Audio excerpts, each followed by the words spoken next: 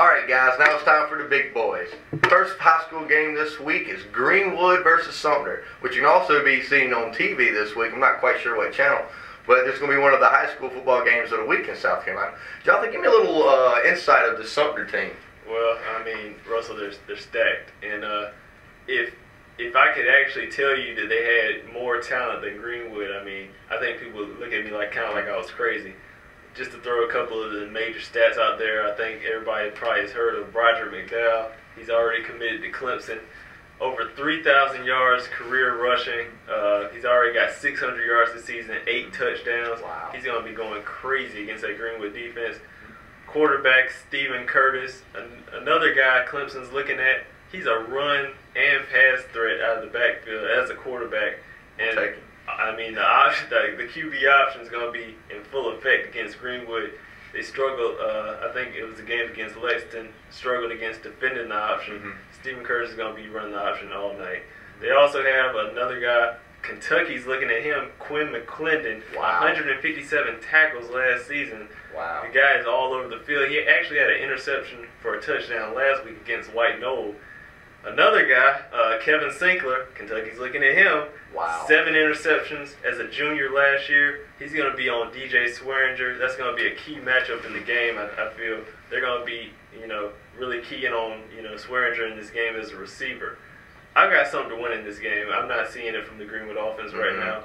Struggling too much. It's really, I don't think it's time to panic if you're Greenwood because you still got a chance to win the region. But, I mean, you're playing tough teams right now. The offense is struggling. It's not going to get any better this week. 27-14, Sumter. 27-14. I also agree that Sumter is going to win. They're just too talented, too many weapons on offense. Not only that, just as many weapons on defense. Yeah. Too many good players on defense. So I'm going to go and say Sumter 27, Greenwood 20.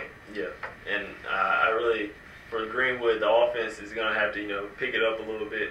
But, I mean, they're really playing tough opponents right now, so you really can't expect too much from your offense. And that'll be good come later part of the season, come playoff time. Exactly. They've already played these playoff atmosphere type games. Exactly. In a weaker region, the offense is probably be a little bit stronger than those teams in the region because of playing the opponents they're playing right now. Oh, yeah.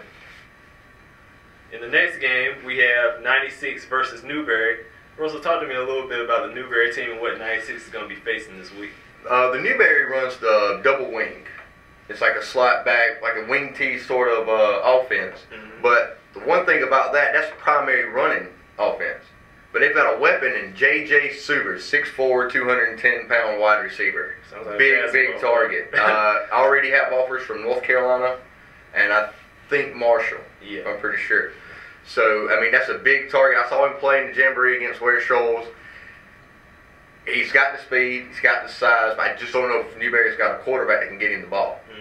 They tried to throw it deep a bunch of times, and he was 10 yards short of what he was running. Yeah. And that's not going to help at all, depending on how good your receiver is. Right. Well, so it's going to be a tough one. Ain't no question. Yeah. What do you got? What's your prediction for this game? My prediction, I'm going to go with 96 with the win. I'm going to go 96-28, Newberry 17. What I'm liking from 96 from last week was the Crescent win. They really didn't waste any time putting Crescent away. I mean, they just jumped on them early, blew them out. I like that. The early road win. Didn't have to have a big punt return from Kelsey. I think they got them down and kept them down. Exactly, and you didn't have to wait on your defense to make a play, wait on your offense to make a play. Is Parker Height? He's starting to run with the tandem of Good and Barico Johnson. I'm liking 96 in this game too. There's just too many weapons on offense. I'm gonna say 34-21, 96. Yes, I also like the thing about 96 is it's not one person showing out in a game. It's not Barico Johnson for 180 yards or Good for 120 yards. It's Barico for 90 yards, Good for 85 yards, and Parker Height throwing in 70 yards rushing. They spread it out.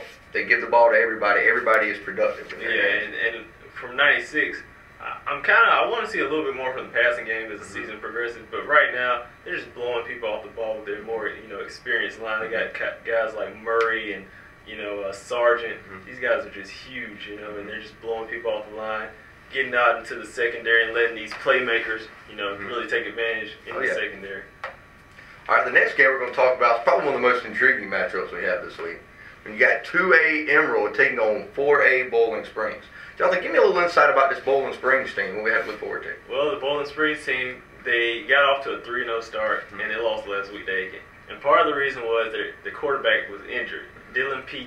Thompson, he injured his shoulder. He's not going to be available to the team for the next 2 weeks, so they're going to actually have to go to a backup sophomore. And it's a little bit like, kind of like the Emerald situation. Their starting quarterback got injured. They had to go for backup. But the thing I like about Emerald is the backup's actually starting to manage the game a little bit better. Exactly, Billy Poozer. He's starting to manage the game a little bit better, and they're actually starting to throw more of the offense on D. Parks and letting him take more of the carries.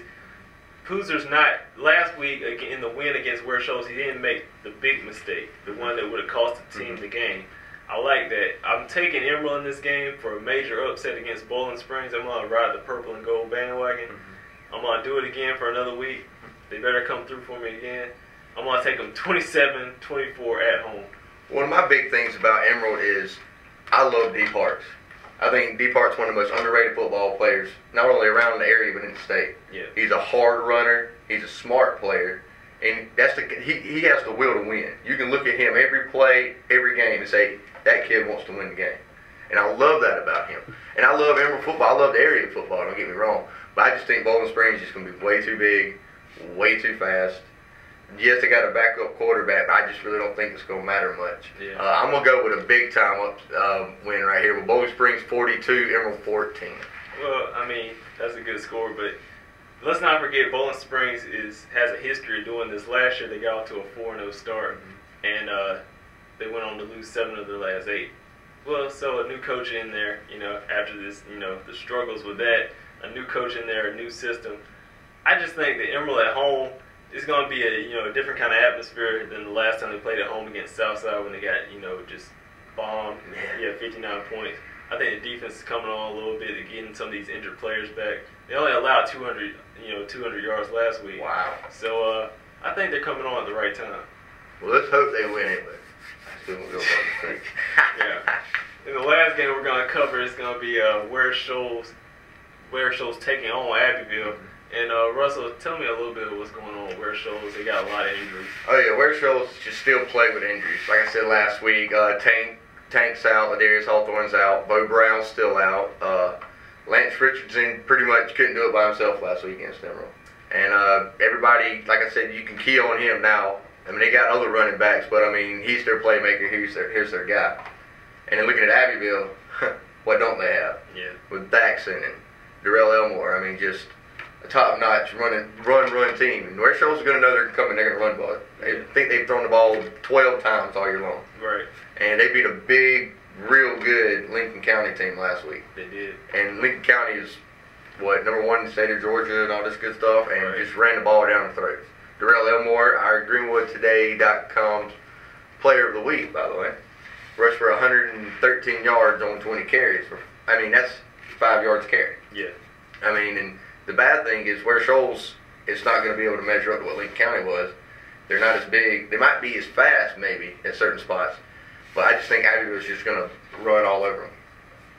Well, if you're Ware Shoals, this is going to be a tough game, even if they're at full strength. That's true. And Abbeville's just got too many playmakers right now. I'm not picking against them for a second straight week. I picked Lincoln last week. I'm not going against Abbeville probably for the rest of the season.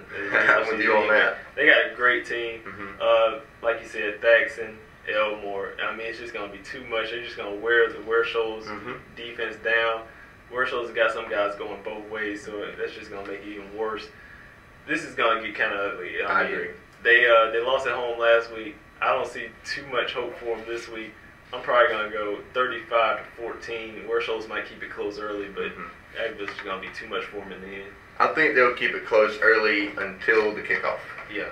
So I'm going to go with Abbeville 47, Ware Shoals 18.